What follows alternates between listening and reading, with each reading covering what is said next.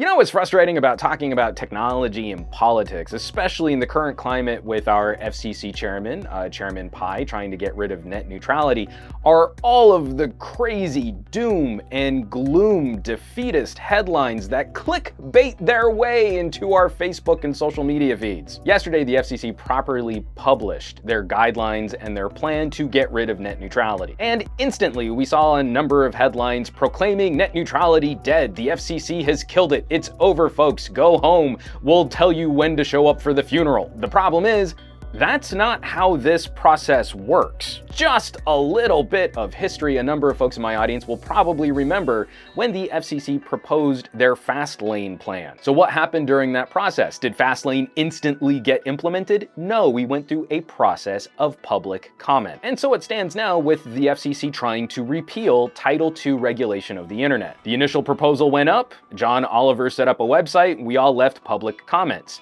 Now, the official plan is up, and there's another round of public comments. I've got a link down below this video on where you can leave your comment, and once we're through this current round of comments, which ends in July, there's going to be yet another round of rebuttal comments, and that ends August 16th. Happy birthday to me. 3 rounds of comments, folks. This fight is not over. If you've already commented once, that's great. Thank you so much for supporting this cause, but you still need to comment again, and then you'll probably still need to comment one more time after that. And even though many of us might feel like these comments might not actually influence the current heads of the FCC, it's vitally important that we have this public paper trail on file. If the FCC completely disregards the will of the public, there's the potential that we could try and fight this in court. Some savvy lawyers trying to make a name for themselves might be able to rise to the defense of net neutrality if there's the public sentiment to back it up, or at least hold it up in the courts long enough for us to hopefully get out of this current presidential administration. A boy can dream. I would highly recommend reading the FCC's proposal. I also have a link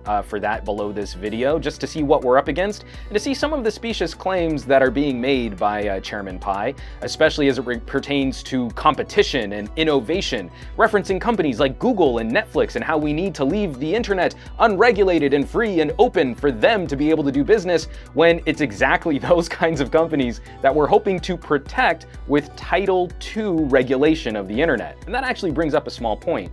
I don't believe it's enough to write the FCC and say that you support net neutrality.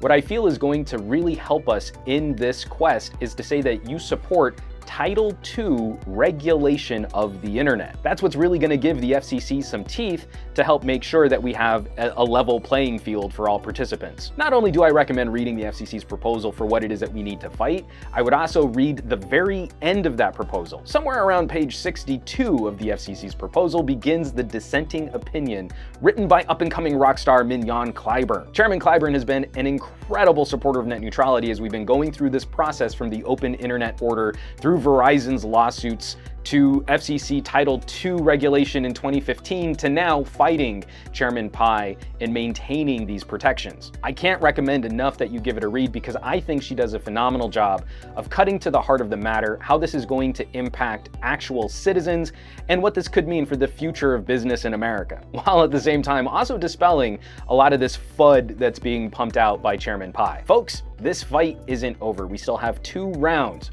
of comments and rebuttals that we need to engage, not only with the FCC, but also with our local elected politicians, our congressmen, our senators, and our state elected representatives. I thank you for your time and consideration in this matter, and I hope you'll join me in opposing any plan which seeks to repeal Title II regulation of the internet. As always, thanks so much for watching. Be sure to subscribe to this channel for all of my fun, political, and experimental videos. Catch me over at pocketnow.com for all of my smartphone, tablet, and wearable coverage. And hit me up on vid.me as I'm resurrecting my old movie review show, Movies You May Have Missed, and having a little fun talking about some films. Catch me around the web, SomeGadgetGuy. I just got my verified check mark on Twitter, so I'm kind of a big deal. Like, share, subscribe, and I will catch you all on the next video.